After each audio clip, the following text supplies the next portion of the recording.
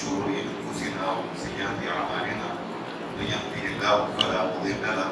ومن يضلل فلا هادي له وأشهد أن لا إله إلا الله وحده لا شريك له وأشهد أن محمدا عبده ورسوله. أما بعد إن أصدق الحديث كتاب الله وأحسن الهدي هدي محمد صلى الله عليه وسلم وشر الأمور محدثاتها وكل محدثة بدعة وكل بدعة ضلالة وكل ضلالة في النار. فأعوذ بالله من الشيطان الرجيم. بسم الله الرحمن الرحيم. يا أيها الناس اتقوا ربكم الذي خلقكم من نفس واحدة وخلق منها زوجها وبث منهما رجالا كثيرا ونساء واتقوا الله الذي تساءلون به والأرحام إن الله كان عليكم رقيبا. وقال الله تبارك وتعالى في القرآن المجيد والفرقان الحميد يا أيها الذين آمنوا اتقوا الله حق تقاته ولا تموتن إلا وأنتم مسلمون. ہر قسم کی تعریف بڑائی کی بیائی اللہ رب العالمین کے لیے لائق و فبار ہے، اور درود و سلام ہو انبیاء علیہ السلام کی ذات پر، خصوصاً ہمارے نبی محمد رسول اللہ صلی اللہ علیہ وسلم پر. اللهم صل على محمد وعلى آل محمد كما صليت على إبراهيم وعلى آل إبراهيم إنك حميد مجيد. اللهم بارك على محمد وعلى آل محمد كما باركت على إبراهيم وعلى آل إبراهيم إنك حميد مجيد. انشاءاللہ آج کی اس نشست میں ہم کوئی بیان بازی کرنے والے نہیں، بلکہ ایک اصلاحی پروگرام ہے، ایک اصلاحی ورکشاپ ہے، تربیت کی کلاس ہے، اور یہ صرف خاص ماہ رمضان کے متعلق ہے. کچھ ایام گزر چکے ہیں اور کافی ایام ابھی باقی ہے. تو رمضان مبارک کا مہینہ کس کے لیے سعادت مند ہے اور کس کے لیے فائدہ مند ہے، اور کون رمضان کا مہینہ پانے کے باوجود بھی نقصان میں آ سکتا ہے، یہ بہت ضروری اور اہمیت والے باتیں ہیں جو میرے لیے سب سے ضرورت کی چیز ہے اور آپ تمام کے لیے بڑی اہمیت کی چیز ہے، تاکہ ہم غفلت میں اس مبارک مہینے میں محنت بھی کریں اور فائدہ بھی حاصل نہ کریں، یا اس مبارک مہینے میں محنت بھی کریں، کوشش بھی کریں اور ہمیں نقصان اٹھانا پڑے. تو اسی لیے یہ ایک کلاس کے طور پر رکھا گیا ہے، کوئی درس کے طور پر یا بیان کے طور پر نہیں رکھا گیا. اور میں اللہ رب العالمین کی ذات سے دعا کرتا ہوں کہ اللہ رب العالمین ہمارے اس بیٹھنے کو قبول فرمائے، اور اللہ رب العالمین جو باتیں ہوگی اگر جو حق ہے اس میں عمل پیدا ہونے کی توفیق عنایت فرمائے. آمین. تو چونکہ یہ کلاس کے ٹائپ کی ہے تو آپ حضرات سے گزارش ہے کہ اس طریقے سے تھوڑا قریب بیٹھ جائے تاکہ بورڈ پر جو لکھا جائے وہ آپ کو سمجھ میں آئے. تو تھوڑی سی زحمت اٹھائیں انشاءاللہ. جی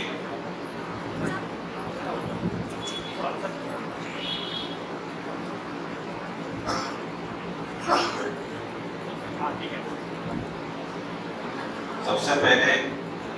ماہ رمضان کا مبارک مہینہ ہے، اس کے بارے میں متعدد فضائل ہیں. آپ حضرات اس کے فضائل کے بارے میں بخوبی جانتے ہیں کہ رمضان کا مہینہ یہ روزوں کا مہینہ ہے، قیام اللیل کا مہینہ ہے، عبادتوں کا مہینہ ہے، مغفرت کا مہینہ ہے اور قرآن کا مہینہ ہے. شہر رمضان الذی انزل فیہ القرآن ھدی للناس وبینات من الھدی والفرقان. تو متعدد اس کے فضائل آپ حضرات جانتے ہیں. کچھ ایک دو فضائل بتا کر میں اپنے موضوع کی طرف انشاءاللہ چلتا ہوں. رمضان کے مہینہ جو بھی داخل ہوتا ہے تو اس کی بڑی فضیلت یہ ہے کہ اذا دخل شهر رمضان فتحت ابواب السماء وغلقت ابواب جہنم وسلسلت الشیاطین. نبی اکرم صلی اللہ علیہ وسلم فرماتے ہیں جب رمضان کا مہینہ آتا ہے تو آسمان کے دروازے کھول دیے جاتے ہیں، اور ایک روایت میں ہے کہ فتحت ابواب الجنہ، اور جنت کے دروازے کھول دیے جاتے ہیں. اور یہ فزیکلی طور پر ہوتا ہے کہ جنت کے دروازے حقیقت میں کھولا جاتا ہے، رمضان کا مہینہ داخل ہوتا ہے اور حقیقت میں آسمان کے دروازے کھول دیے جاتے ہیں. اور غلقت ابواب جہنم، اور حقیقت میں جہنم کے دروازوں کو بند کر دیا جاتا ہے. وسلسلت الشیاطین، اور جو سرکش شیاطین ہے ان کو قید کر لیا جاتا ہے، بند کر لیا جاتا ہے. اور یہ ایک تیاری ہے رمضان کے مہینے کی تاکہ اس کے اندر بندہ مومن اللہ کی عبادت کرے. اور روزوں کے بارے میں بھی بڑے فضائل ہیں احادیث کے اندر جو آپ حضرات جمعے کے خطبات کے اندر اور عصر کے دروس کے اندر بارہا سنتے ہیں کہ روزہ اللہ تعالیٰ نے فرمایا یہ میرے لیے ہے اور میں اس کا اجر دوں گا. اور ایک فضیلت روزے کے بارے میں یہ ہے کہ روزے دار کو دو خوشیاں ملتی ہیں، ایک جب وہ افطار کرتا ہے اور دوسری اس کو خوشی وہ ملتی ہے جب وہ ان روزوں کا بدلہ اللہ کے پاس پائے گا. اس کے بعد روزوں کی بھی فضیلت ہو گئی. قیام اللیل کے بارے میں بھی فضائل ہیں کہ جو قیام رمضان امام کے ساتھ قیام کرتا ہے راتوں کا تو اس کے گزشتہ گناہ معاف کر دیے جاتے ہیں۔ تو یہ ایک مختصر سی تمہید تھی رمضان کے مہینے کی فضیلت پر، روزوں کی فضیلت پر، قیام اللیل کی فضیلت پر۔ اب میں آپ حضرات سے انشاءاللہ یہ چونکہ ورک شاپ یا کلاس کی طرح ہے، آپ حضرات سے گفتگو بھی کروں گا اور آپ حضرات میں جو بھی علم رکھتے ہیں انشاءاللہ جواب دیں گے۔ تو آپ حضرات میں سے کچھ چند احباب جواب دیں کہ رمضان کا مہینے کے متعلق آپ کیا گمان کرتے ہیں، تاکہ پہلے آپ کی رائے معلوم ہو جائے اور پھر حقیقت میں رمضان ہے کیا، اور رمضان جتنے سال ہم نے گزارا ہے کیا ہم نے اس بیس پر رمضان کو گزارا ہے۔ اگر ہم نے گزارا ہے تو انشاءاللہ آگے باتیں ہوں گی تو پھر ہم کامیاب ہیں، اور اگر ہم نے اتنے سال رمضان جو گزارے ہیں، اب تک جتنے بھی رمضان چلے گئے میرے اور آپ کے، اگر جو باتیں ہونے والی ہیں اس کے مطابق ہم نے رمضان کو نہیں گزارا، اور یہ گزارنے کے بعد کسی عالم کے لیے، حافظ کے لیے نہیں، بلکہ میرے لیے اور آپ کے لیے، ہر انسان کے لیے جو جنت کا متلاشی ہے، ہر شخص کے لیے، تو اگر ہم نے گزارا تو پھر ہم کامیاب ہو جائیں گے، اور اگر ہم نے نہ گزارا تو پھر ہم نامراد ہوں گے۔ تو سب سے پہلے آپ حضرات میں سے کوئی یہ بتائے کہ رمضان کا مہینہ آپ کے نزدیک کیا ہے، اور رمضان کی حیثیت آپ کیا سمجھتے ہیں؟ کوئی بھی آپ میں سے کوئی ہے؟ جی بتائیے۔ جی رمضان رحمتوں کا مہینہ ہے، اور میں یہ گزارش یہ بھی کروں گا کہ جو ہماری کلاس آلریڈی فجر کے بعد ہو چکی تھی، یہ کلاس ہو چکی تھی، تو جو میرے اصل سوالات ہیں، جو میں اصل سوالات کی طرف آپ کو لے جانا چاہتا ہوں، وہ جواب آپ نہ دیں جو میرے درس میں بیٹھ چکے ہیں۔ میں دوسرے لوگوں سے مخاطب ہوں تاکہ وہ بھی جس طریقے سے آپ نے وہ بات کو سمجھا وہ بھی اس کو سمجھے۔ تو بھائی نے یہ ارشاد فرمایا کہ رمضان آپ کے نزدیک رحمتوں کا مہینہ ہے، اور بھی کوئی باتیں بتائیں رمضان کے بارے میں کہ آپ رمضان کے مہینے کو کیا سمجھتے ہیں، اور رمضان کا مہینہ آپ کی زندگی میں کیا حیثیت رکھتا ہے۔ آپ ڈریے مت، ایک گفتگو کے طور پر یہ کلاس ہے، آپ کی اور میری اصلاح کے لیے۔ آپ نے بتایا کہ رمضان کا مہینہ جو ہے ٹرننگ پوائنٹ ہے، یعنی یہاں سے آپ کی جو زندگی شروع ہونے والی ہے، یا رمضان کے بعد کی جو زندگی شروع ہونے والی ہے، وہ اچھے سے گزرے، صحیح ٹریک پر گزرے۔ ماشاءاللہ آپ نے اچھا جواب دیا۔ آپ کچھ بتا رہے تھے؟ رمضان کا مہینہ مغفرت والا مہینہ ہے، اور دو لوگوں سے پوچھیں گے انشاءاللہ، اس کے بعد میں جواب دوں گا، اگلے انشاءاللہ ملاتے رہوں۔ جی ناکامیاب ہو گیا، تو آپ نے ہمارے صدیق بھائی نے بتایا کہ رمضان کو جو پا لیا، مطلب رمضان کو پانے سے مراد اس کی عبادتیں سر انجام دے کر وہ کامیاب ہو گیا، اور جو رمضان میں عبادت نہ کیا وہ نامراد ہوگا۔ جی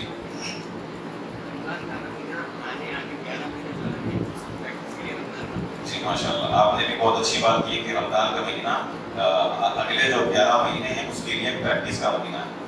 آپ کچھ بتا رہے تھے؟ جی جی ماشاءاللہ، آپ نے بھی رمضان کے بارے میں کوئی؟ جی ماشاءاللہ، ہمارے ثناء اللہ صاحب نے یہ بتایا کہ رمضان کا مہینہ تقوی کے لیے ہے۔ اب یہ کچھ باتیں ہو گئی جو آپ بھی جانتے ہیں، میں بھی جانتا ہوں، خود بات بھی سنتے ہیں۔ تو جتنی باتیں اب یہاں پر ہم نے کی ہے رمضان کے بارے میں، وہ میں یہاں مختصر طور پر لکھ دیتا ہوں کہ رمضان کے بارے میں کسی نے مغفرت کا مہینہ کہا، کسی نے رحمتوں کا مہینہ کہا، کسی نے کہا کہ یہ ٹریننگ کا مہینہ ہے، کسی نے کہا کہ یہ تقویٰ پیدا کرنے کا مہینہ ہے۔ اس سے بھی اور بھی بہت ساری چیزیں ہیں جو رمضان کے مہینے کے متعلق کتاب و سنت کے اندر وارد ہوتے ہیں، اور یہ بالکل وجہ ہے، یہ حق ہے کہ رمضان مغفرت کا مہینہ، ٹریننگ کا مہینہ، تقوی کا مہینہ ہے۔ لیکن میں جس بات کی طرف آپ کے سوالات لے کر آیا ہوں، اصل چیز کی طرف میں لے جانا چاہ رہا ہوں کہ جب بھی ہم سے رمضان کے مہینے کے بارے میں پوچھا جاتا ہے تو ہمارے ذہنوں کے اندر یہی سوالات آتے ہیں، مطلب ہم رمضان کو ایک آفر کا مہینہ سمجھتے ہیں۔ رمضان کا مہینہ ایک آفر کا مہینہ کہ جتنے چاہے اس کے اندر آفر رکھے گئے ہیں، اس میں لوٹ لو، جتنا فضیلتیں چاہے آپ اس کو لوٹ لو، قیام اللیل پڑھ کے اجر و ثواب کو لوٹ لو، مغفرت کرا لو، رحمتیں کرا لو، ٹریننگ کر لو، اگلے سال کی زندگی کے لیے اپنی درستگی کر لو، جو خامیاں تھی اس کو مکمل کر لو۔ لیکن ایک پہلو ہے جو دوسرا پہلو ہے، وہ میں آپ کو انشاءاللہ بتانے والا ہوں کہ رمضان یہ آفر کا تو مہینہ ہے، لیکن آفر کے مہینے کے علاوہ رمضان کی ایک دوسری صورت ہے جس کو شاذ و نادر ہی لوگ اس پر سوچتے ہیں یا اس کے بارے میں فکر مند ہوتے ہیں. تبھی آپ سے جتنوں سے میں نے سوال کیا سب نے صرف ایک ہی حصہ بتایا, صرف ایک ہی حصہ بتایا. ایک دوسرا حصہ ہے جو بڑا خطرناک ہے, اس کی طرف لوگوں کی نظر نہیں جاتی ہے. انشاءاللہ ہم آج کے جو بیٹھنے کا مقصد ہے وہ رمضان کا ایک دوسرا چہرہ ہم دیکھیں گے کہ رمضان کا مہینہ ہمارے نزدیک ایک اچھی چیز یا ایک جو ہے خوشنما چیز نظر آتی ہے, خوشیوں والا مہینہ نظر آتا ہے. بے شک رمضان کا ایسے ہی مہینہ, لیکن اس کی ایک دوسری صورت بھی ہے. اگر وہ صورت ہم کو سمجھ میں آ جائے تو پھر ہم طے کریں گے جو رمضان ہمارے گزرے ہیں کیا وہ اس دوسری صورت کو مد نظر کرتے ہوئے گزرے یا نہیں گزرے.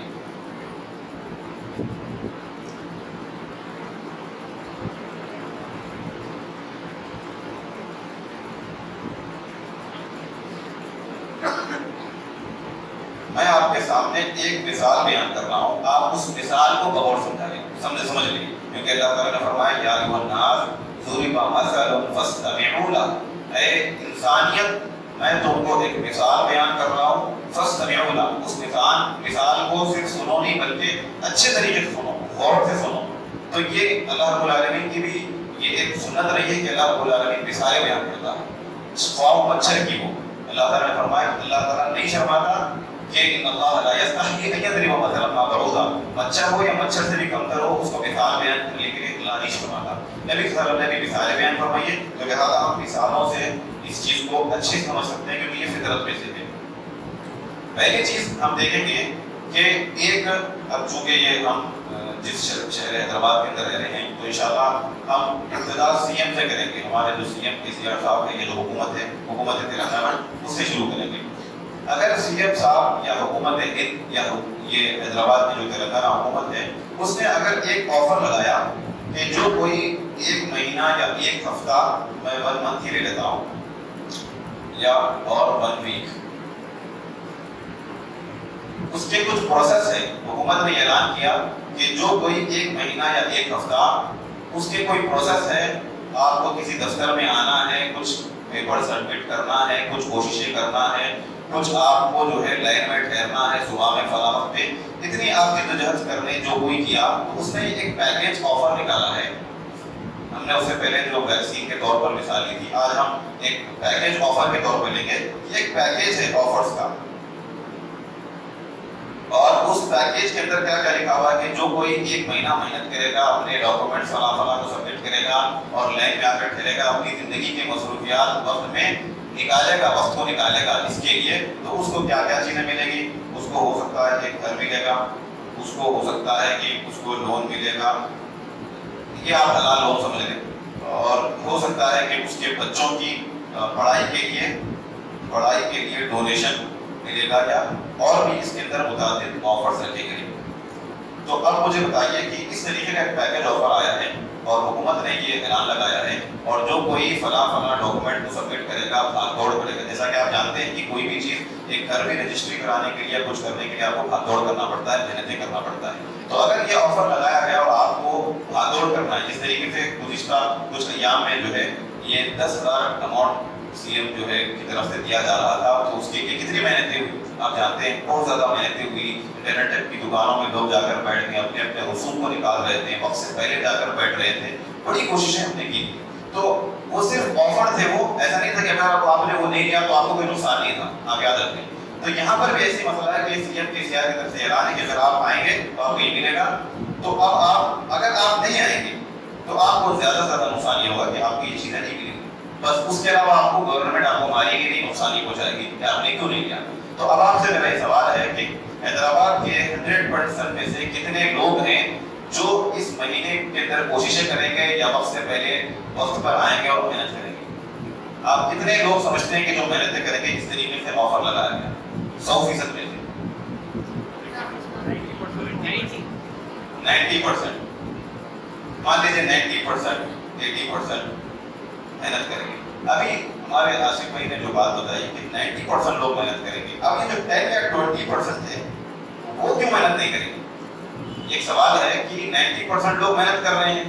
جبکہ یہ آفر بتایا گئے, یہ 10-20% لوگ کیوں محنت نہیں کر رہے؟ اگر آپ اچھے سے سمجھیں گے تو ان میں کچھ چیزیں آ سکتی ہیں, جن میں سے پہلی چیز یہ کہ وہ ان آفرز کو فیک سمجھیں گے. بھائی یہ حکومت کا بہانہ ہے، یہ دے دے گی نہیں دے گی، اس طریقے کی سوچ کے وہ سو جائیں گے، نہیں آئیں گے۔ یا پھر یہ بھی ہو سکتا ہے کہ وہ غفلت کا شکار میں ہو گئے، ہوتا ہے نا بعض لوگ ان کو زیادہ اپنی دنیا میں پکڑ رہتے ہیں۔ اور تیسری چیز جو ہے انسان کو اس کے بارے میں پتہ ہی نہیں ہے، نالج ہی نہیں ہے اس کے بارے میں۔ ایک تو معلوم رکھ کر غفلت کی نیند سو گیا، معلوم تھا ارے کہاں اٹھنا صبح میں، کہاں محنت کرنا، ایک تو سمجھا کہ یہ فیک ہے، اور تیسرا ایک کو تو نالج ہی نہیں ہے اس کے بارے میں، گورنمنٹ نے ایک آفر لگایا، اس آفر کے بارے میں نالج ہی نہیں ہے۔ تو یہ تھے 10-20% لوگ جو ان وجوہات کی بنا پر وہ ان آفر سے محروم ہو گئے۔ اب جب یہ آفرز مل گئے تو یہ 10-20% کو یہ 80-90% لوگ کیا کہیں گے؟ بیوقوف کہیں گے نا، بیوقوف کہیں گے یا نہیں کہیں گے؟ 10-20% کو یہ 80-90% جن کو یہ آفرز مل چکے ہیں محنت کرنے کے بعد، وہ ان لوگوں کو جو ان وجوہات کی بنا پر وہ اس میں محنت نہیں کیے، ان کو بیوقوف کہیں گے، اسٹوپڈ کہیں گے۔ اب یہ ایک آپ نے مثال ایک رخ دیکھ لیا، اب میں آپ کو دوسرا رخ بتاتا ہوں۔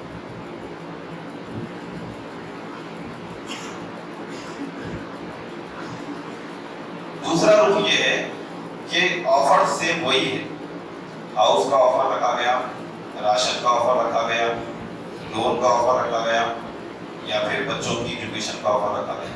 یہ انسان کی ضروریات زندگی، اس کے لیے انسان جیتا ہے، اپنے بھی بچوں کے لیے، اور اس کے لیے انسان جیتا ہے، اور یہ دنیا کی ضروریات ہے، ہر ایک کے لیے یہ چیز ضروری ہے۔ اس کے بغیر انسان جو ہے جینا اس کے لیے کہیں مشکل ہو جاتا ہے، کہیں بہت زیادہ جو ہے تکلیف کا باعث بنتی ہے۔ سی ایم KCR نے یہ آفر لگایا کہ جو کوئی 1 month یا 1 week محنت کرے گا، ڈاکومنٹ سبمٹ کرے گا، پھرے گا، دفتروں کو پھرے گا، صبح میں وقت پر آئے گا، وقت پر محنت کرے گا، تو اسے یہ ساری چیزیں ملے گی۔ اور ساتھ میں یہ بھی ایک اعلان اور ایک وارننگ لگا دیا، آفر پلس وارننگ۔ اب آپ اس چیز کو ذرا اچھے سمجھیں، پھر میں آپ کو رمضان کی طرف جاتا ہوں۔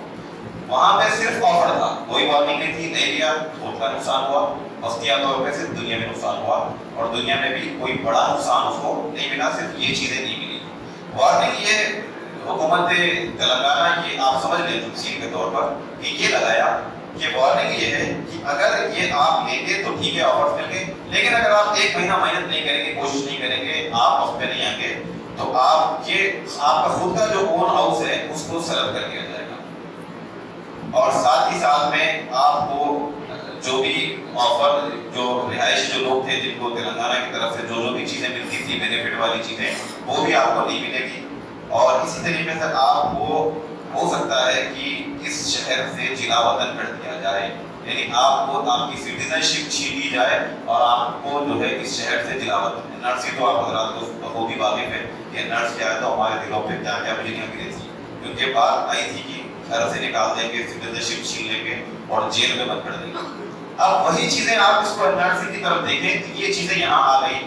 آفر بھی رکھا گیا، آفر لے لو، بینیفٹ ملے گا، لیکن اگر آپ نے محنت نہیں کی، آفر نہیں کیا، تو آپ کو یہ چیزیں ساتھ میں وارننگز ملیں گے۔ اب آپ مجھے بتائیں کہ وہ جو 100% لوگ تھے جن میں سے 80-90% آئے تھے، 10-20% اپنی کچھ وجوہات کی بنا پر سو گئے تھے، اب اس کے لیے 1 month کتنے 100% میں سے کتنے لوگ محنت کریں گے یہ وارننگ لگنے کے بعد؟ 100% محنت کریں گے، یعنی 100 میں سے 100% محنت کریں گے، خواہ کوئی اچھا لگے یا نہ لگے۔ یہ انسان کی فطرت ہے کہ انسان کو آفر کے ساتھ ساتھ جب دھمکی ملتی ہے تو وہ آفر سے زیادہ دھمکی پر ڈرتا ہے، یہ انسان کی فطرت ہے، اور اسی فطرت کے تحت اللہ تعالیٰ نے رمضان کو ہمارے لیے بھیجا ہے۔ اب ہم نے ایک اور تیسری چیز میں بتا کر رمضان کی طرف آتا ہوں، وہ یہ کہ چاہے وہ پہلا والا آفر ہو یا یہ سیکنڈ والا آفر ہو، ان دو آفر میں ایک شخص یا ایک قسم کے لوگ ایسے بھی ہوں گے جو وہاں پر یا پھر یہاں پر 1 مہینہ خوب محنت کریں گے، بہت زیادہ محنت کریں گے، بہت زیادہ محنت کرنے کے بعد انہوں نے وقت پر بھی وہاں پر جو تھا ہو سکتا ہے کہ 6 بجے آنا تھا تو 7 بجے آئے یا 8 بجے آئے، یا 1 مہینے میں 1-2 دن دھوما مار دیں، کچھ ہو سکتا ہے، لیکن یہ آفر میں 100% لوگ 100% آئیں گے، اور ہر دن آئیں گے، اور 6 بجے بلایا جائے گا تو 5 بجے آئیں گے، اس وارننگ کی وجہ سے۔ اور ایک چیز یہ ہے کہ इस 100% जो लोग आएंगे उस मेहनत में परफॉर्मेंस अपना कितना बताएंगे 100% में से? 100%। एक होगा 100% लोग आए, परफॉर्मेंस की बात कर रहा हूँ, मतलब सुबह में आना, उसके लिए दौड़ करना, कोशिशें करना, हैबत खाना और पूरे उसके प्रोसेस को अच्छी तरीके से निभाना, ये परफॉर्मेंस। तो ये परफॉर्मेंस 100% लोग अपना कितना परसेंट परफॉर्मेंस बताएंगे? कितने परसेंट? 100% बताएंगे। यानी 100% लोग आएंगे अर्निंग पर और 100% परफॉर्मेंस बताएंगे, सुबह में आना, वक्त से पहले आ जाएंगे। लेकिन अगर वही पहले ऑफर पे जो 80% आए या 90% आए तो 90% ऑफर्स लेने के लिए 10-20% सो गए वजूहात पर। लेकिन उन 90 या 80% में से परफॉर्मेंस में अगर आप देखेंगे तो किसी का 100% परफॉर्मेंस हो सकता है कि उसने वाकई ऑफर को अच्छे से ले लिया, किसी का 90% हो सकता है, किसी का 80, किसी का 70, किसी का 60, किसी का 40% भी हो सकता है। यानी आप देखें पहले ऑफर के अंदर लोग भी कम आए, यानी 10-20% नहीं आए, लेकिन परफॉर्मेंस में कमी है। लोगों में शायद ज्यादा कमी नहीं है लेकिन परफॉर्मेंस में ज्यादा कमी है। लेकिन सेकंड वाले ऑफर के अंदर 100% लोग भी आए और उन्होंने अपना परफॉर्मेंस, अपनी मेहनत और दौड़ जो भाग दौड़ थी वो 100% दिया, क्योंकि उनको इसकी फिक्र थी, इससे ज्यादा उनको इस वार्निंग की वो थी। अब मैं तीसरी किस्म के लोगों की बात कर रहा हूँ, वो ये है कि वो इसके अंदर हो या फिर पहले वाले ऑफर के अंदर हो, उसने आया, मेहनतें की, वक्त से पहले आया, लाइन में ठहरा, बहुत कुछ किया, लेकिन सब कुछ करने के बावजूद भी ना उसको ऑफर मिला और उल्टा उसको ये वार्निंग की जद के अंदर हुआ। यानी तीसरे किस्म के लोग भी इस कैटेगरी के अंदर होंगे। आप तफसील को समझ लें कि एक और दो किस्म के लोगों को हमने समझ लिया, तीसरे किस्म के भी लोग होंगे जो इसके लिए 1 महीना उन्होंने जिद्दोजहद की, मेहनत की, टाइम में ठहरे, डॉक्यूमेंट सबमिट किया, सब कुछ किया, लेकिन उसके बावजूद भी पूरा महीना करने के बाद उनको ना ये ऑफर्स मिले और उन्होंने ये वार्निंग की जद में आ गया, उनका घर छीन लिया गया, उनको जिलावतन कर दिया गया। ये बहुत ही बुरे लोग हैं। यानी पहले किस्म के लोग भी बेवकूफ माने जाते हैं, लेकिन दूसरे किस्म में से अगर इन 100% में से 2% भी मेहनत नहीं करें तो ये नुकसान उठाएंगे अपने आप पर, वो मलामत करने के खुद वो काबिल हो जाएंगे कि वो अपने आप पर मलामत करेंगे। लेकिन मैं आपको ये कह रहा हूँ कि एक किस्म के लोग ये हैं कि इन 2% के लोगों ने शायद मेहनत नहीं की और वो जो 10% के लोग थे वो भी उन्होंने मेहनत नहीं की, लेकिन जो यहाँ पर 5 किस्म के ऐसे लोग हैं तीसरे नंबर वाले जिन्होंने पूरी मेहनत की इसके लिए भी और इससे बचने के लिए, इसको पाने के लिए और इससे बचने के लिए पूरी मेहनत की 1 महीना, उसके बावजूद भी ना उनको ये मिला और ना उनको इससे वो बच सकी। ये तीसरे किस्म के लोग पहले और दूसरे में जो 10% थे या इसमें 2% थे, इससे भी बुरे लोग थे। यानी मेहनत करने के बावजूद भी वो फ्लॉपलेस और उनको वो कुछ नहीं मिला जो वो चाह रहे थे, उल्टा वो नुकसान में आ गए। अब ये तफसील मैं आपके सामने रख चुका हूँ। अब मैं आपको रमजान की कहानी बताता हूँ कि रमजान हमारे जिंदगियों में रमजान का महीना क्या है।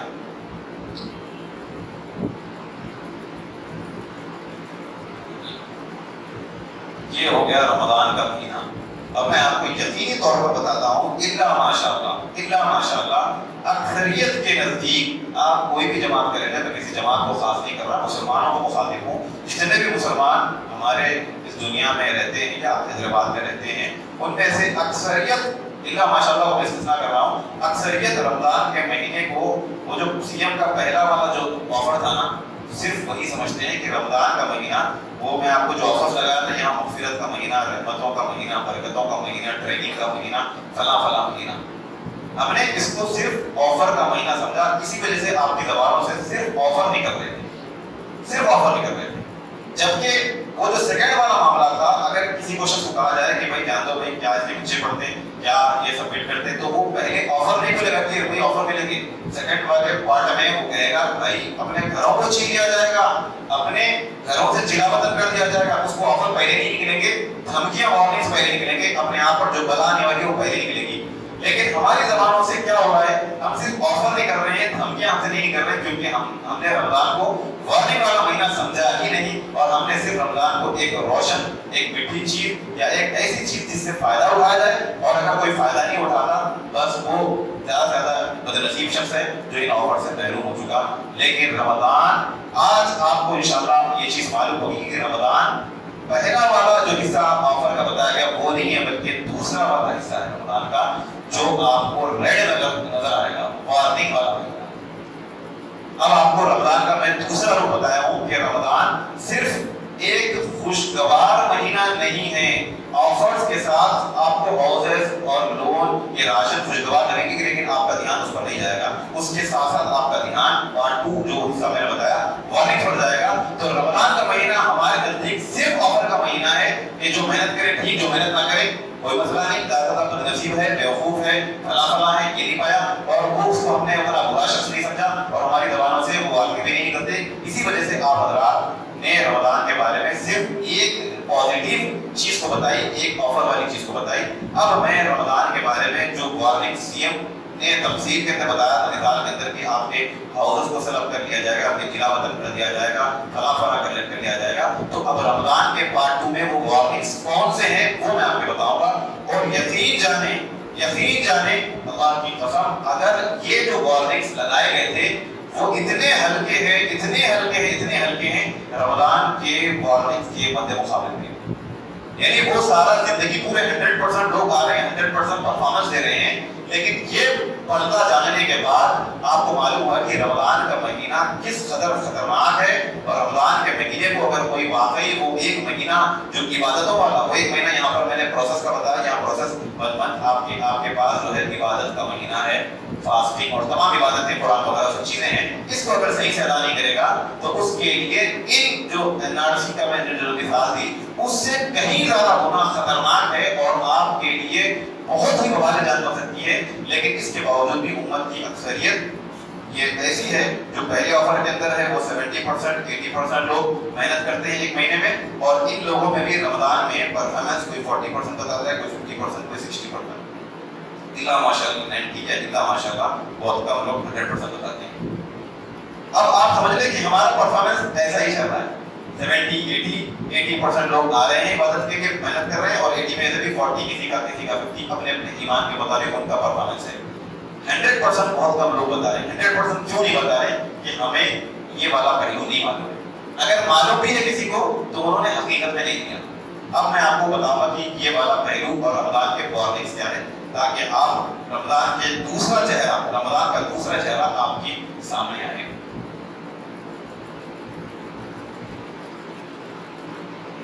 دوسرا چہرہ رمضان کا جو ہے وارننگز کا، اس کے لیے آپ کو بہت زیادہ وارننگز نہیں بتائے گئے، صرف 2 وارننگ بتائی گئی، اور یقین جانیں یہ 2 وارننگ انسان کی دنیا اور آخرت دونوں کو ہلاک کرنے کے لیے کافی ہے، دنیا اور آخرت دونوں کو ہلاک کرنے کے لیے یہ 2 وارننگ کافی ہے۔ یہ 2 وارننگ میں آپ حضرات کی خدمت میں حدیث کی تشریح، حدیث کی روشنی میں بتاؤں گا۔ ایک روایت جس کو جو ہے معجم الکبیر طبرانی کی روایت ہے، اور اسی طریقے سے اس روایت کو امام ابن شاہین رحمہ اللہ نے اپنی فضائل رمضان کے اندر اس کو ذکر کیا، اور علامہ البانی رحمہ اللہ نے اس کو صحیح ترغیب کے اندر نقل فرمایا، اور اس کے بہت سارے جو ہے سندیں بھی ہیں جو ترمذی وغیرہ کے اندر ہیں۔ یہ حدیث بتلانے سے پہلے آپ حضرات ان وارننگز کو جانتے ہیں، اور ایک حدیث آپ نے سنی ہوگی کہ جو نبی اور خطبات کے اندر خطبات سے آپ نے سنی ہوگی کہ نبی کریم صلی اللہ علیہ وسلم نے 3 بار سیڑھی پر چڑھی، پہلی سیڑھی پر، دوسری سیڑھی پر، تیسری سیڑھی پر، اور آپ نے آمین آمین آمین کہی۔ پھر جبرائیل السلام آئے تھے، وہاں پر انہوں نے کچھ کہا اور پھر آپ نے آمین کہی۔ یہ حدیث تقریباً لوگوں کو یاد ہے۔ اس حدیث میں جبرائیل علیہ السلام نے کیا بدعا کی تھی جو نبی صلی اللہ علیہ وسلم نے آمین کہا تھا، آپ مجھے بتائیے، اور میں جن لوگوں کو وہاں بتایا ہوں وہ لوگ نہ بولیں۔ جی آپ نے فرمایا کہ جو رمضان کا مہینہ پائے اور اپنی مغفرت نہ کرا لے اس کے اوپر لعنت ہے، اور اس کے علاوہ بولیے آپ اور کچھ سنے ہیں آپ نے؟ ہاں وہ تو تین چیزیں ہو گئی کہ جو رمضان کا مہینہ پائے مغفرت نہ کرا لے اس کے اوپر ایک بدعا ہے، جو والدین کو پائے اور ان کی خدمت کر کے جنت کو نہ پائے اس کے اوپر ایک بدعا ہے، جو نبی صلی اللہ علیہ وسلم کا نام آئے اور درود نہ پڑھے صلی اللہ علیہ وسلم بھی کم سے کم نہ پڑھے تو اس کے لیے وہ بدعا ہے۔ لیکن میں آپ سے پوچھ رہا ہوں وہ بدعا ہے کیا ہو؟ ایک آپ نے بتا دیا کہ لعنت ہے اس کے اوپر، یہ تین لوگوں پر لعنت ہے، اور اس کے علاوہ آپ نے کچھ سنا؟ جی کیا؟ وہ ہلاک ہو جائے، وہ ہلاک و برباد ہو جائے۔ چلیے جزاک اللہ خیر، آپ نے کہا کہ وہ ہلاک و برباد ہو جائے۔ اس کے علاوہ اور بھی کسی کو یاد ہے؟ اب میں آپ کو ایک تیسری چیز بولتا ہوں جو حدیث کے الفاظ ہیں، رغیمہ انف رجل۔ اس کا معنی ہوتا ہے رغیمہ انف رجل کا کہ اس کی ناک ساگ آلود ہو۔ یہ عرب کے اندر استعمال کرتے ہیں۔ اس کا مطلب کیا ہے؟ علماء کرام نے تشریحات کی، اس سے مراد بعض نے ہلاک و برباد مراد لیا، بعض نے اس سے لعنت مراد لی، اور بعض نے اس سے مراد لی کہ وہ رحمت سے دور ہو۔ تو اصل جو ورڈ آپ تمام لوگوں نے سنا، چاہے بھائی نے جو کہا، آپ نے جو کہا یا آپ نے جو کہا، وہ ورڈ یہی ہے۔ نہ ہی لعنت کے ورڈ حدیث کے اندر آئے ہیں اور نہ ہی ہلاک و برباد کے لفظ آئے ہیں۔ حدیث کے الفاظ ہے رغیمہ انف رجل، اس کی ناک ساگ آلود ہو جائے جو رمضان کا مہینہ پائے مغفرت نہ کرا لے، اس کی ناک ساگ آلود ہو جو والدین کو پائے خدمت کر کے جنت نہ پائے، اس کی ناک ساگ آلود ہو جو نبی صلی اللہ علیہ وسلم کا نام آئے اور درود نہ پڑھے۔ اور ناک ساگ آلود ہو کی تشریح میں علماء کرام نے کوئی کبھی لعنت لیا، کبھی ہلاک و برباد لیا، کبھی رحمت سے دور لیا۔ لیکن ایک حدیث بڑی کریٹیکل ہے جو اس سے بھیانک ہے، اس کو بعض لوگ صرف مذمت پر بھی لیتے ہیں کہ ناک ساگ آلود ہوگا مطلب اس کی صرف مذمت ہے، وہ صرف بدنصیب، اس کو بدنصیب کے اندر بھی لیتے ہیں۔ ایک بڑا حدیث کے اندر ہے بدنصیب یا بدبخت، جو میں اتنا بھول گیا، بدنصیب یا بدبخت، یعنی وہ بدنصیب ہے یا بدبخت ہے جو رمضان کا مہینہ پایا اور اپنی مغفرت نہ کرا لیا، وہ بدنصیب ہے اور بدبخت ہے۔ یہ تمام چیزوں کے اندر آپ جو دیکھ رہے ہیں اس کے اندر خطرناک تو ہیں، لیکن میں جو 1 اور 2 بتا رہا ہوں اس کے کمپیئر میں، اس کے مقابلے میں یہ اتنے خطرناک نہیں ہے۔ اب میں آتا ہوں سیدھے وہ الفاظ پر جو شاید آپ لوگوں نے نہیں سنا، جو شاید آپ خطبات کے اندر نہیں سنتے، وہ 2 چیزیں میں بتا کر آپ کو اللہ رب العالمین کے اصل وارننگ سے بتاتا ہوں کہ رمضان کے 1 مہینے میں اگر کوئی کوشش نہیں کرتا ہے تو اس کو کیا ہوگا۔ پہلی جو صحیح ترغیب کی جو روایت میں نے آپ کے سامنے بتائی، اور اس حدیث کے جو راوی ہے انس بن مالک رضی اللہ تعالی عنہ ہے، اور ایک حدیث میں سیدنا جابر رضی اللہ عنہ ہے۔ وہ پوری مکمل روایت ہے جو آپ جانتے ہیں، میں اس کو ضائع نہیں کرنا چاہتا۔ نبی صلی اللہ علیہ وسلم ایک مرتبہ منبر پر پہلی سیڑھی پر چڑھے، آمین کہا، دوسری سیڑھی پر چڑھے، آمین کہا، تیسری سیڑھی پر چڑھے، آمین کہا۔ اور صحابہ کرام نے پوچھا تھا کہ آج آپ نے غیر معمولی کیا ہے، اس کی وجہ کیا ہے؟ بولا گیا کہ جبرائیل السلام آئے تھے، انہوں نے بددعائیں دی تھی، اور ان میں بددعائیں وہ تین جو آپ کے سامنے بتا دی گئی۔ اور بددعا کس چیز کی تھی؟ اس حدیث کے اندر معجم الکبیر طبرانی کی روایت کے اندر، اور اسی طریقے سے فضائل رمضان جو امام ابن شاہین کی کتاب ہے، اور علامہ البانی رحمہ اللہ اس کو صحیح ترغیب کے اندر اس کو روایت کیا ہے، اور یہ بالکل صحیح اور حسن درجے کی روایت ہے، اس کے اوپر کسی کا اختلاف بھی نہیں ہے۔ وہ اس کے اندر الفاظ یہ آپ نے فرمایا کہ جس نے رمضان کا مہینہ پایا اور اپنی مغفرت نہیں کرا لیا، اور جو والدین کو پایا اور ان کی خدمت کر کے جنت نہیں پا لیا، اور جو نبی کا نام آیا اور درود نہ پڑھ کے اپنی مغفرت نہ کرا لیا، فدخل النار۔ یہ الفاظ آپ نے شاید پہلی بار سنے ہوں گے۔ یہ ہے اصل بات، اور دوسرے الفاظ ہے فأبعدہ اللہ۔ اب اس کے میں ترجمہ آپ کو بتا دیتا ہوں۔ فدخل النار کا ترجمہ ہے، جبرائیل نے فرمایا جو رمضان کا مہینہ پائے اور اپنی مغفرت نہ کرا لے، اللہ رب العالمین اس کو جہنم کی آگ میں ڈال دے۔ سید الملائکہ جبرائیل علیہ السلام، جس کے بارے میں یہودیوں نے ان کے بارے میں الزامات لگائے، تو اللہ رب العالمین نے ان کا ڈیفینڈ کیا۔ جبرائیل علیہ السلام صرف ایز اے پوسٹ مین نہیں ہے، صرف ایک میسنجر نہیں ہے کہ وہ وحی لا کر انبیاء تک پہنچانا۔ اللہ رب العالمین نے جس فرشتے کی خود دفاع کیا، اس کی بزرگی کا انجام کو سمجھے کہ اللہ تعالیٰ نے فرمایا کہ جو جبرائیل کا دشمن ہے اس کا دشمن اللہ ہے۔ اللہ نے خود اپنی دشمنی اس کو فرمایا جبرائیل سے دشمنی کرنا۔ وہ سید الملائکہ جس کے 600 پر ہیں، اتنا بڑا بلند پائے کا فرشتہ یہ دعا کر رہا ہے کہ اللہ رب العالمین اس کو جہنم کی آگ میں ڈال دے جو رمضان کا مہینہ پا کر بھی اپنی مغفرت نہ کرایا۔ نبی کریم صلی اللہ علیہ وسلم کو کہتے ہیں قل آمین، تو اللہ کے نبی کہتے ہیں قل تو آمین، اے نبی آپ آمین کیجیے، آپ سب نے آمین کہا۔ اور دوسری بدعا اور دوسری وارننگ اللہ کی جانب سے آئی کہ فَأَبْعَدَهُ اللَّهُ، جو رمضان کا مہینہ پائے اپنی مغفرت نہ کرا لے، اور اسی طرح والدین کا بھی ہے اور نبی کے نام کا بھی ہے، تو وہ اللہ کی رحمت، اس اللہ تعالیٰ اس کو اپنی رحمت سے دور کر دے۔ دنیا کے اندر اللہ کی رحمت سے دور ہونا یہ سب سے بڑی تباہی ہے، اور آخرت میں رب کی جہنم میں چلے جانا یہ سب سے بڑی تباہی ہے۔ فَمَنْ زُحْزِحَ عَنِ النَّارِ وَأُدْخِلَ الْجَنَّةَ، انسان کے یہاں کامیابی کے الگ الگ تصورات ہیں، بچے کو یہ بنا دینا، بچے کو وہاں بھجا دینا، یہاں سیٹ ہو جانا، لگژری لائف مل جانا۔ اللہ تعالیٰ نے کامیاب کا ایک نسخہ بتایا کہ فَمَنْ زُحْزِحَ عَنِ النَّارِ، جو جہنم کی آگ سے بچا لیا گیا اور جنت میں داخل کر دیا گیا، فقد فاز، یہ کامیابی، اس کامیابی کو سمجھنا ہے تم کو، فقد فاز یہ کامیابی ہے۔ اب آپ دیکھیں کتنی بڑی عظیم ناکامی اور نامرادی کہ جو شخص رمضان کا مہینہ پائے وہ فدخل النار اور فأبعدہ اللہ تعالیٰ اس کو اپنی رحمت سے دور کر دے۔ اب آپ رمضان کے بارے میں کیا جو رائے رکھتے ہیں اب بتائیے مجھے، یہ دو کو سامنے رکھتے ہیں، بتائیے آپ۔ کسی بھی عمل کے اندر لاپرواہی نہیں کرنی چاہیے، اور اس کے اندر ہمارا کتنے فیصد لوگ آنا چاہیے محنت کرنے کے لیے؟ 100%، جو سیکنڈ والا۔ اور پرفارمنس کتنا بتانا چاہیے؟ 100% آپ کا پرفارمنس بتانا چاہیے، لیکن اس کے باوجود بھی امت کی اکثریت یا ہم سے بھی کوتاہیاں ہوتی ہیں، پرفارمنس میں ہم کبھی 70 80 40 ہو جاتے ہیں، اور 100% بھی لوگ نہیں آتے، 70 80% لوگ آتے ہیں۔ اب یہ بتانے کے بعد میں آپ کو وہ تیسرے شخص کے بارے میں مثال دیا تھا جو آیا، ایک مہینہ محنت کیا، رجسٹر آفس دفتر آفس کو پھرا، سب کچھ کیا، لیکن اس کے باوجود نہ اس کو آفر ملے، گھر لون وغیرہ، اور ساتھ ہی ساتھ نہ وہ اس پنشمنٹ سے، اس وارننگ سے بچ سکا، اس کو سٹیزنشپ بھی لے لی گئی، اس کو گھر سے بھی جلا وطن کر دیا گیا۔ یہ بھی اس سے بھی ناکام ہونے والا، وہ تو ہلاک ہو گیا نو ڈاؤٹ، لیکن اس نے تو پرفارمنس بتا کر بھی جو ہے محنت کر کے بھی یہ خسارے میں ہو گیا، لیکن ان لوگوں میں آ گیا جو مصیبت کے اندر ہیں۔ اب میں وہ تیسرے قسم کے لوگوں کے بارے میں بتانا چاہتا ہوں،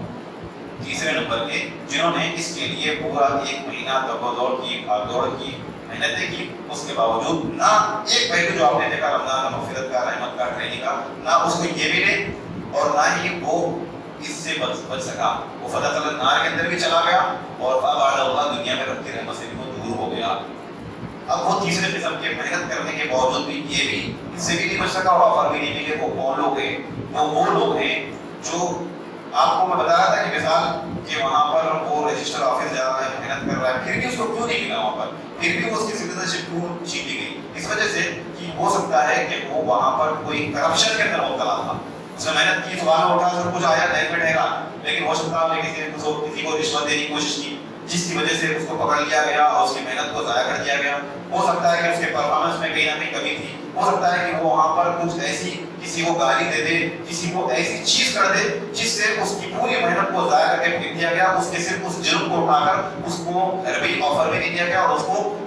اس وارننگ کے اندر مبتلا کر دیا گیا۔ ایسے ہی معاملہ رمضان کے اندر بھی کچھ لوگوں کا ہے جو پوری محنت کرتے ہیں، اس کے باوجود بھی نہ آفر ملتے ہیں، مغفرت ہوتی ہے، رحمت ہوتی ہے، نہ برکات سے مستفید ہوتے ہیں، الٹا وہ فدخل النار اور فأبعدہ اللہ، نبی صلی اللہ علیہ وسلم کی جبریل کی بدعا میں آ جاتے ہیں۔ وہ کرپشن ہے جس کی وجہ سے ہم ایک مہینہ عبادت، قیام اللیل، روزہ سب کچھ کرتے ہیں قرآن کی طرح، لیکن ہمارے پاس کرپشن آ جاتا ہے، ہمارے پاس جو ہے کرنے میں، پرفارمنس میں کچھ کرپشن چپک جاتا ہے، جس کی وجہ سے ہم محنت کرنے کے بعد بھی ان دو کے مستحق ہو جاتے ہیں اور اس آفر سے جو ہے محروم ہو جاتے ہیں۔ اب ہمیں اس کرپشن کی فکر کرنی چاہیے، وہ کرپشن ہے کیا، وہ انشاءاللہ وہ کرپشن سمجھ کے آج کی اس کلاس کو ہم ختم کر دیں گے، کیونکہ کلاس کو مکمل کرنا مقصد تھا، کیونکہ طویل ہو گئی ایک دن میں اگر ہمارے بقیہ رمضان میں ہم نے پچھلے جو رمضان گزرے ہیں اس سے ہمارا صحیح معنوں میں رمضان اگر یہاں سے گزر جائے تو ہمارے لیے شاید یہ کامیاب ہے، یہ 1 گھنٹہ یا 1.5 گھنٹہ بیٹھنا۔ تو میں سمجھتا ہوں کہ آپ اس پہ جو ہے تھوڑا سا مجھے رعایت دیں گے۔ تو اب میں آپ کو کرپشن بتانے لگا ہوں کہ وہ کیا ہے۔ اچھا، کرپشن سے پہلے آپ فدخل النار اور فأبعدہ اللہ کو سمجھ لیں، اس کے بعد آپ کو کرپشن کیا ہے وہ سمجھیں گے، پھر کرپشن سے بچنے کے لیے آپ اور ہم کو کتنی کوشش کرنی چاہیے۔ وہ شخص کے بارے میں ہم بات نہیں کریں گے کہ جو وارننگ اور تمام چیزیں دیکھ کر سو گیا، وہ تمام چیزیں دیکھنے کے بعد عبادت نہیں کیا، مغفرت نہیں کیا، قیام اللیل میں نہیں کرا، روزے نہیں رہا، ہم اس کی تو بات بھی نہیں کریں گے، وہ تو لازماً گیا کام سے۔ لیکن ہم اور آپ وہ ان لوگوں میں ہیں جو عبادت کرتے ہیں، محنتیں کرتے ہیں، لیکن کیا کہیں کہیں نہ کہیں نادانستہ طور پر ہم یہ تیسرے طبقے میں تو نہیں آ جا رہے کہ محنتیں بھی کر رہے ہیں اور جو روزہ نہیں کر رہا اس کو بول رہے ہیں کہ دیکھو کتنا نالاک شخص ہے، اتنا بدنصیب شخص ہے، جو قیام اللیل نہیں پڑھا اس کو آپ تانے دے رہے ہیں، جو قرآن نہیں پڑھا اس کو تانے دے رہے ہیں، اور آپ قرآن پڑھ رہے ہیں قیام اللیل کر رہے ہیں، لیکن آپ یہ تانے دیتے دیتے آپ کے پاس کب کرپشن آ گیا آپ کو پتہ بھی نہیں چلا، آپ بھی اسی کے سب میں ٹھہر گئے اور وہ آپ کو یوں دیکھ کر کہہ رہا ہے کہ میں تو کچھ کام نہیں کر رہا، محنت نہیں کر رہا، میں اس پوزیشن پہ آ گیا، میں ایک بددعاؤں کے اندر آ گیا، تو محنت کر کے کیوں آیا یہاں پر، کیوں محنت کر کے آیا؟ تو کہیں ہم نادانستہ طور پر انجانے طور پر تیسرے طبقے میں نہ جائیں، اسی لیے ہم کو سب سے پہلے فدخل النار اور فقعد اللہ کو سمجھنا پڑے گا کہ اچھا یہاں پر بعض لوگ یہ سمجھتے ہیں کہ جبرائیل کی بددعا تھی، نبی کی آمین تھی، حال تو ایسے ہی ہے، لیکن یہاں پر دونوں کی بددعا شمار کی جائے گی۔ جب ہم دعا قنوت کے اندر امام صاحب کہتے ہیں کہ اللہم اہدنا فیمن ہدیت، تو آپ کیا کہتے ہیں؟ آمین کہتے ہیں۔ تو آپ یہ دعا نہیں کر رہے کہ اللہ مجھے ہدایت دے، آپ قنوت نازلہ پڑھتے ہیں امام صاحب کہ جو ہے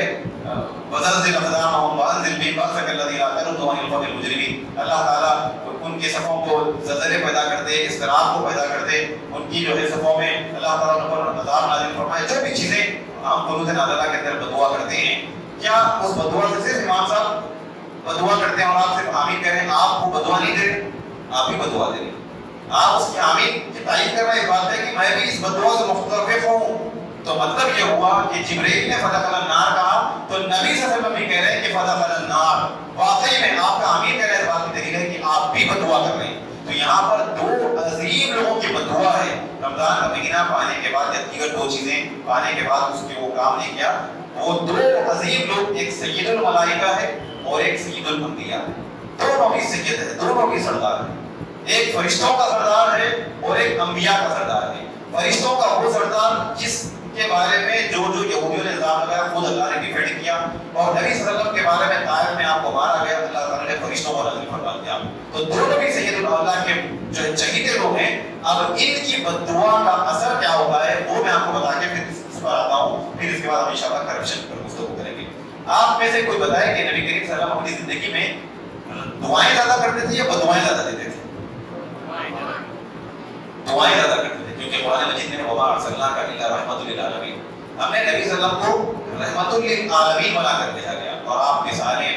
بے پناہ آپ مثالیں پائیں گے حدیث کے اندر کہ آپ علیہ السلام کو جو 13 سال کی دوڑ تھا مکی، آپ کو کتنی تکلیفیں دی گئی، صرف صبر کے تلقین، صرف صبر کے تلقین۔ خباب بن ارد کو انگاروں پر لٹایا گیا، ان کے انگارے ان کے پیٹ کے اندر بے بس ہو گئے، کہنے لگے کہ اللہ کے نبی اللہ کی مدد کب آئے گی؟ اللہ کے نبی دلاسا دے رہے ہیں کہ صبر کرو، ابھی تم پر وہ دن نہیں ہے جو پہلے والوں پر آئے تھے۔ بلال حضرتوں کو مارا جا رہا ہے، ان کو جو ہے گھسیٹا جا رہا ہے، وہاں پر بھی نصیحت ہے صبر کی۔ نبی صلی اللہ علیہ وسلم ایسا نہیں کہ آپ کے اصحاب کو تکلیفیں دیں، آپ کو تکلیفیں نہیں دی گئی، آپ کو بھی بے پناہ تکلیفیں دی گئی، آپ کے اوپر جو ہے ان کی موجڑی لا کر ڈالی گئی، آپ جب نکلتے تو کانٹے بچھا دیا کرتے تھے، آپ کے کھانوں میں غلاظت ڈالی جاتی تھی، آپ کے اوپر طرح طرح کی چیزیں پھینکی جاتی تھی، اور آپ علیہ السلام کے اوپر تھوکا جاتا تھا، آپ کو مجنون بولا جاتا تھا، آپ کو پاگل بولا جاتا تھا، طرح طرح کی اذیتیں۔ اور سب سے بڑی مثال طائف کی آپ کے سامنے ہونی چاہیے کہ کس قدر طائف میں آپ علیہ السلام کو جو ہے ذلیل کرنے کی کوشش کی، لیکن ورفعنا لک ذکرک، اللہ تعالیٰ نے آپ کا مقام بلند فرمایا، وہاں پر آپ کو مارا بھی گیا، وہاں پر آپ کو تانے بھی مارے گئے، آپ کو وہاں پر ذلیل کرنے کی کوشش بھی کی گئی، اس کے باوجود بھی فرشتہ بھی اتر آیا کہ ہم ان دونوں پہاڑوں کے اندر اس بستی کو پیس دیں گے۔ پہاڑوں کا فرشتہ آیا تھا جبرائیل کے ساتھ، لیکن وہاں پر بھی اپنی ذات کے اعتبار سے آپ کو لہو لہان کرنے پر بھی آپ وہ تو چھوڑ دیں کہ آپ علیہ السلام کے گلے میں ایک مرتبہ کپڑا ڈال کر کھینچ دیا گیا جس کی وجہ سے آپ کو نشان موٹا آ گیا، لیکن جب آپ دیکھتے ہیں تو مسکراتے ہیں، یہ آپ کے اخلاق کے حسنات ہیں کہ آپ مسکراتے ہیں، یہ تو چھوٹی چھوٹی چیز تھی، لیکن آپ علیہ السلام کی مثال طائف والی آپ کو آپ کی ہسٹری کے اندر نہیں ملی کہ آپ کی صبر کا پیمانہ کتنا بلند تھا کہ اتنی تکلیفیں دینے کے باوجود بھی آپ علیہ السلام نے یہ دعا کی کہ میں اللہ تعالیٰ سے حسن اللہ رکھتا ہوں کہ ان کی نسلوں سے اللہ تعالیٰ توحید کو موحدین کی جماعت کو نکالے گا۔ وہاں پر بھی آپ نے بددعائیں دی، بہت کم ایسے مواقع ہیں جس میں افضل نے بددعائیں دی، وہ مواقع بھی آپ کی خدمت میں رکھ دیتا ہوں کہ ایک موقع تھا 70 قرہ کو قتل کر دیا گیا، شہید کر دیا گیا دھوکے سے دلا کر، وہاں آپ نے بددعائیں دی۔ دوسرا، نبی صلی اللہ علیہ وسلم پر اونٹ کی موجڑی ڈالی گئی، بچے ڈالی گئی، یہ کچھ اور بھی ہو سکتے ہیں، مواقع ہو سکتے ہیں، لیکن میں بات طویل نہ کرتے ہوئے کم ایسے مواقع بتا رہا ہوں جس میں آپ علیہ السلام نے بددعائیں دی۔ میں صرف اس دو پر ہی ڈسکس کروں گا۔ پہلی، آپ علیہ السلام نے یہاں کیوں بددعائیں دی تھی؟ وہ اس وجہ سے بد دعائیں دی تھی کہ آپ علیہ السلام کو جب کچھ لوگ آئے تھے اور کہنے لگے کہ اسلام قبول کریں گے، آپ ہمارے پاس علماء دین کو بھیجیں، قراء کو بھیجیں، حافظ قرآن کو بھیجیں تاکہ وہ ہماری مجلسوں کے اندر سدھاریں۔ انہوں نے پیشکش کی کہ آپ کچھ لوگوں کو بھیجیں جو ہمارے ساتھ دین سکھائیں۔ آپ علیہ السلام چن کر قراء کو، علماء کو، حفاظ کو، چنندہ لوگوں کو، اللہ کے محبوب ترین لوگوں کو آپ نے چنا۔ وہ لگ شکل ہے کہ ہمارے نزدیک ان کی کوئی حیثیت نہیں ہے، قراء کی ہمارے نزدیک کوئی حیثیت نہیں ہے، لیکن اللہ اور اس کے رسول کے نزدیک اتنی اہمیت ہے کہ آپ علیہ السلام نے انہی لوگوں کو چن کر بھیجا کہ ان کو جو ہے دعوت و تبلیغ کرو، یہ بڑے اچھے سے سمجھائیں گے۔ راستے میں ان کو قتل کر دیا گیا، تیر برسائے گئے، شہید کر دیا گیا۔ نبی صلی اللہ علیہ وسلم کو جب جبرائیل علیہ السلام نے آ کر بتایا،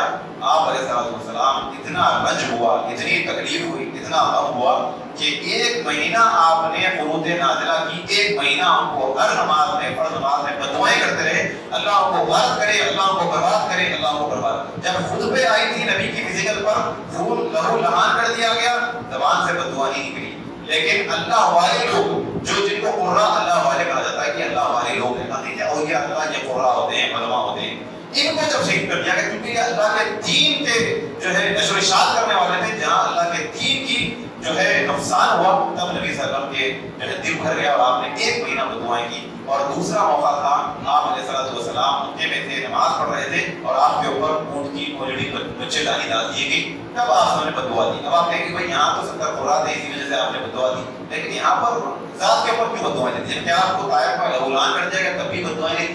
یہاں کیوں دیا؟ یہ بخاری کی روایت ہے۔ تو اس اگر حدیث کو آپ صحیح بخاری کی طرح پڑھیں گے تو معلوم ہوا کہ یہاں پر آپ نے بددعا اس وجہ سے دی کہ آپ سجدے میں تھے،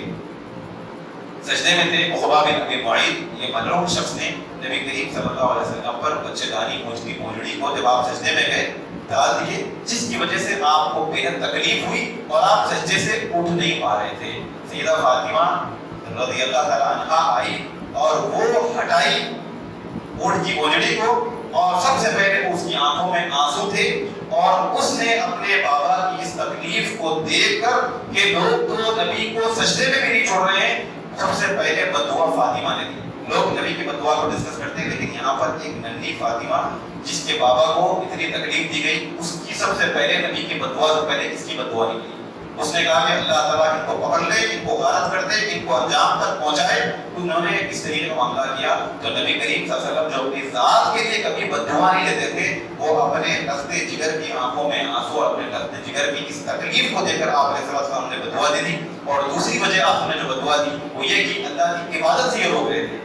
اللہ کی عبادت سے جو روکے گا اس کے خلاف قتال کرنے کا جو ہے حکم ہے۔ کوئی بھی حکمران اگر اللہ کی عبادت سے روک رہے ہوتا ہے اس کے خلاف جنگ کرنے کا حکم ہے۔ تو آپ علیہ السلام یہاں بھی اپنی ذات کے اعتبار سے انہوں نے اپنی ذات کے بارے میں بددعا نہیں کی، بلکہ دو وجہ اگر ہم سمجھیں گے اس کی حکمت کو، ایک تو وجہ اللہ کے دین کے لیے کہ انہوں نے عبادت کو غلط کر دیا، اللہ سے جو کانٹیکٹ چل رہا تھا اس کو وہ غلط کرنے کی کوشش کر رہے تھے، اور دوسری نبی صلی اللہ علیہ وسلم کی لخت جگر فاطمہ رضی اللہ عنہا کے ساتھ انہوں نے بڑا برا سلوک کیا، ان کی آنکھوں میں آنسو آ گئے، اور اللہ کے نبی صلی اللہ علیہ وسلم کبھی بھی اپنے اہل بیت اور اپنے گھرانوں کے آنکھوں میں جو آنسو لائے گا اس کے بارے میں آپ نے بڑی خطرناک بددعائیں دی ہیں۔ اسی وجہ سے آپ نے بددعا کی تھی، اپنی ذات کے اعتبار سے نہیں کی تھی۔ اور اللہ کے نبی صلی اللہ علیہ وسلم کی بددعا کا انجام کیا تھا وہ بتا کر میں کرپشن پر آتا ہوں، اور اس کے بعد انشاءاللہ ایک کلاس ختم ہوگی۔ نبی صلی اللہ علیہ وسلم کی بددعا کا انجام کیا ہوا؟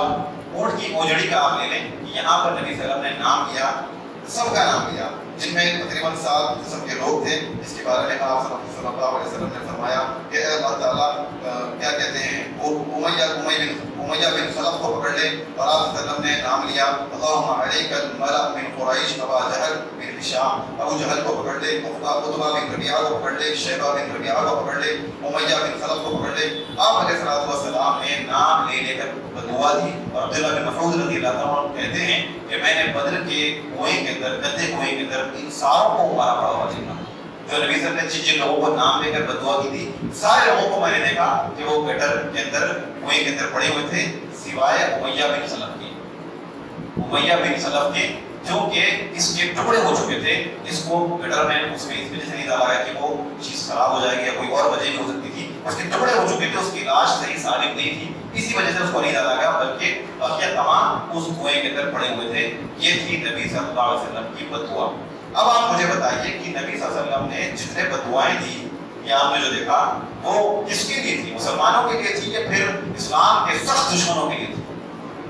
اسلام کے سخت دشمنوں کے لیے تھی، اور وہ دشمن جنہوں نے اسلام کے لیے اور اللہ کے نبی کی بیٹی کے لیے تکلیف پہنچائی، ان کے لیے آپ صلی اللہ علیہ وسلم نے اس طریقے کی خطرناک بددعائیں دی، اور وہ بددعائیں اس دنیا کے اندر اللہ رب العالمین نے اس کو قبول فرمایا۔ کیوں نہ قبول کرے اللہ تعالیٰ؟ تو آپ علیہ السلام کی نظروں کو آسمان کی طرف دیکھنا، اٹھانا، اس کو بھی اللہ تعالیٰ نے نوٹس کیا اور قبلے کو تبدیل کر دیا۔ آپ علیہ السلام کا ارادہ تھا کہ بیت المقدس کے علاوہ قبلہ جو ہے ہمارا مسجد حرام ہو جائے، صرف آپ کا اشارے اٹھانا، اس کو اللہ تعالیٰ نے ایڈریس کیا، اور قرآن مجید میں جو ہے آپ کی اس خواہش کی بنا پر قبلوں کو بدل دیا، جو صرف آپ کی خواہشوں کے بنا پر فرشتوں کو نازل کر دیتا ہے، آپ علیہ السلام کی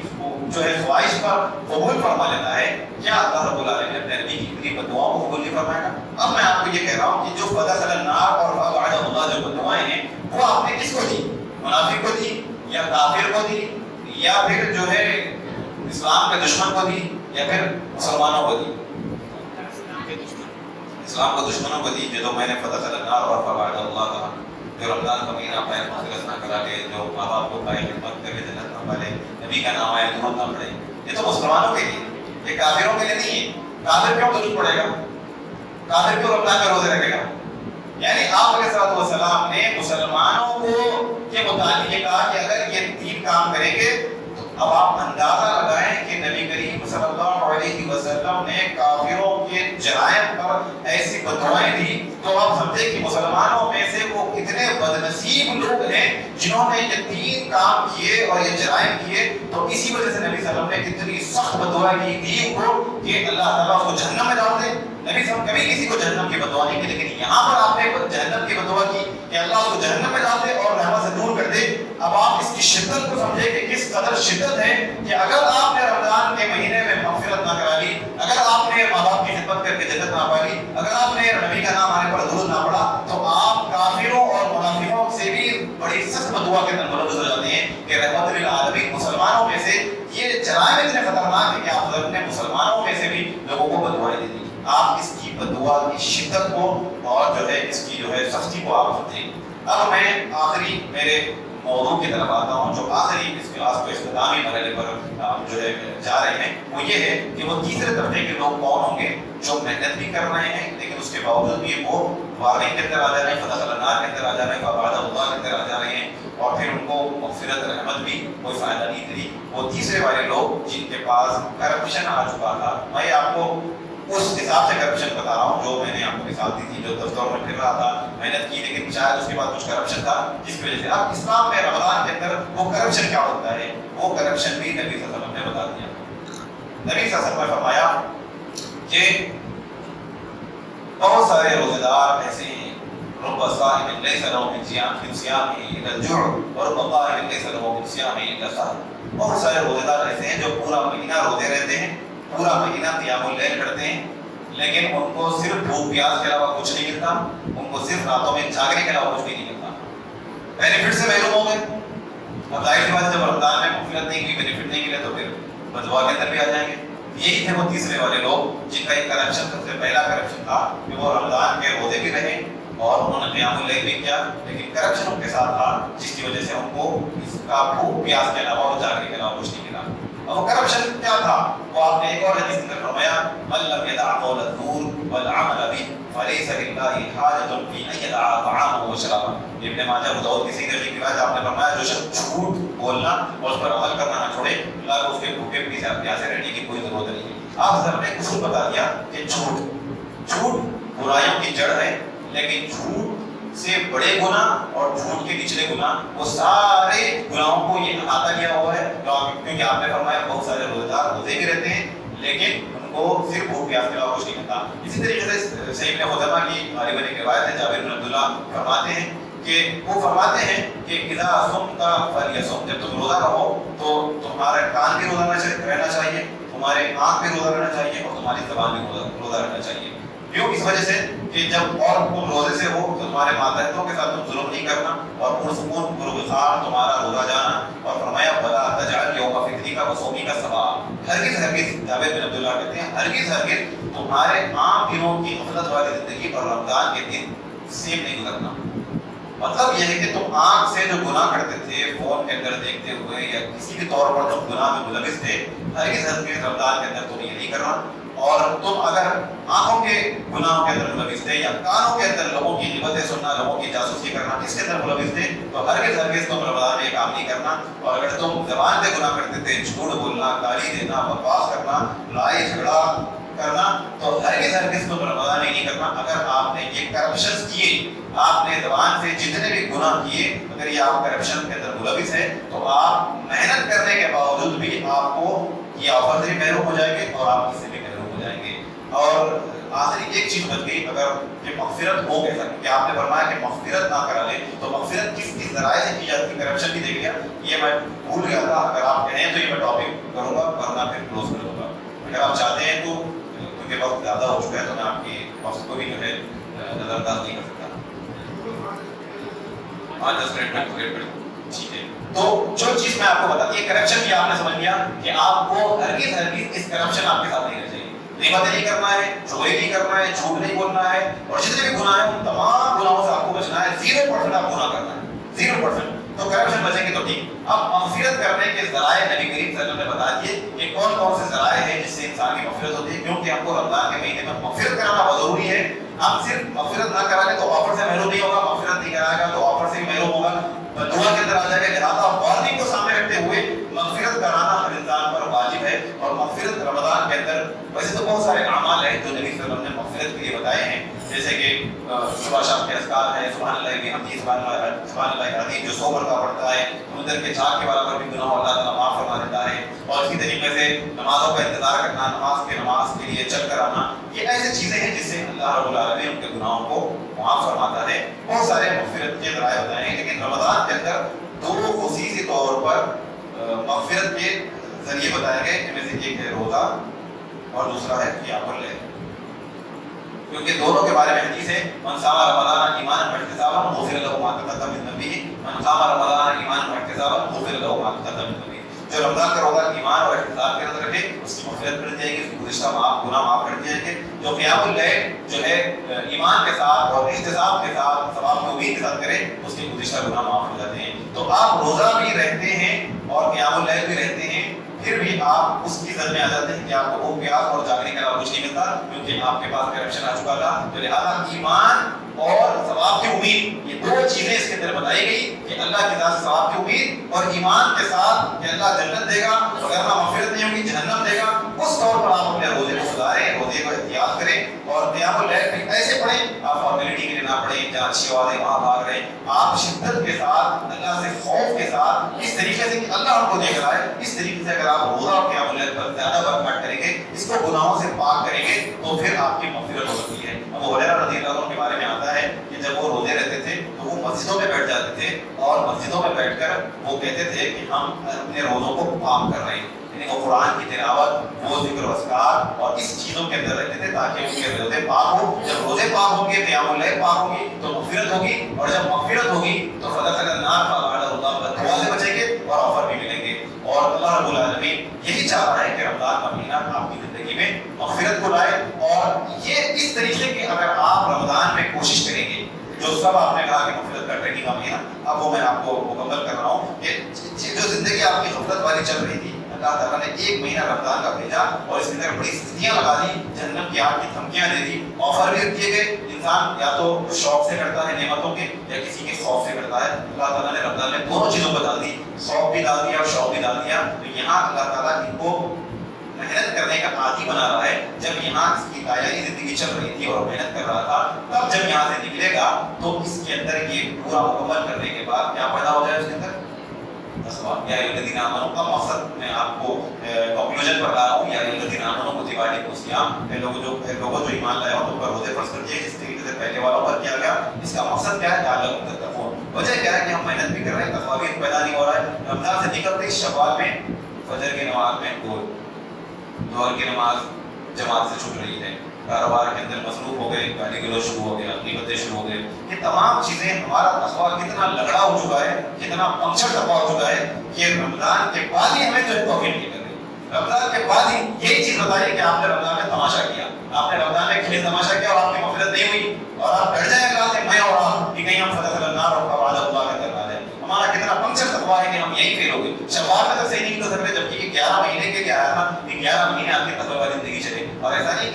میں خوب محنت کریں, 11 مہینے سو جائیں تو آپ کا تقویٰ لاسٹ ہو گیا, اور یہیں پر یہ تقویٰ بتا رہا ہے کہ آپ نے محنت نہیں کی. آپ یہ نہ سمجھے کہ میں برکتیں لوٹ لیا, مغفرتیں لوٹ لیا, آفر لوٹ لیا, اب سو جاؤں گا. یہ تقویٰ آپ کا بتا رہا ہے کتنا ڈھیلا ڈھالا تقویٰ کا. اور جو یہ ساری زندگی محنت کرے گا اللہ تعالیٰ نے اس کے لیے جنت رکھی ہے. صرف رمضانیوں کے لیے نہیں کی ہے بلکہ ساری زندگی. مثلا جنت کی لڑکی وعد المتقون, کہ اللہ تعالیٰ نے جنت کا وعدہ اہل تقویٰ سے کیا گیا, جو پرہیزگار ہیں متقی ہیں ان سے ہی تقویٰ کیا گیا. رمضان میں بہت سارے لوگ داڑھیوں کو کاٹنا بند کر دیتے ہیں, لیکن رمضان کے بعد جو ہے داڑھی کاٹنا شروع کر دیتے ہیں. رمضان میں لوگ جو ہے بعض اعمال برے اعمال کرنا چھوڑ دیتے ہیں, لیکن رمضان کے بعد پھر وہ کرنے لگ جاتے ہیں. لہٰذا اپنا محاسبہ کر لیں. قد افلح من تزکیٰ, کامیاب ہوگا وہ شخص جو اپنے نفس کا تزکیہ کر لیا, اپنے گناہوں والی زندگی کو ختم کر دیا, لطفوں والی زندگی کو چھوڑ دیا اور ساری زندگی وہ اعمال صالحہ کے اندر گزارا. لہٰذا یہ والی زندگی اللہ تعالیٰ کو محبوب ہے. میں اللہ رب العالمین سے دعا کرتا ہوں کہ اللہ رب العالمین ہم تمام کو یہ توفیق دے کہ ہم رمضان کے مہینے میں اپنی مغفرت کرا لیں. میں اللہ رب العالمین سے یہ بھی دعا کرتا ہوں کہ اللہ رب العالمین ہمیں ہرگز اس بدعا کے اندر شامل نہ کرنا جو نبی صلی اللہ علیہ وسلم نے فرمایا کہ جو مغفرت نہ کرائے وہ جہنم کی آگ میں جائے اور اللہ کی رحمت سے دور ہو. اللہ ہمیں اس بدعا سے بچائے. اللہ تعالیٰ ہمیں نیک اعمال صالحہ کرنے کی توفیق عطا فرمائے. آمین. سبحانک اللہم وبحمدک, اشہد ان لا الہ الا انت, استغفرک واتوب الیک.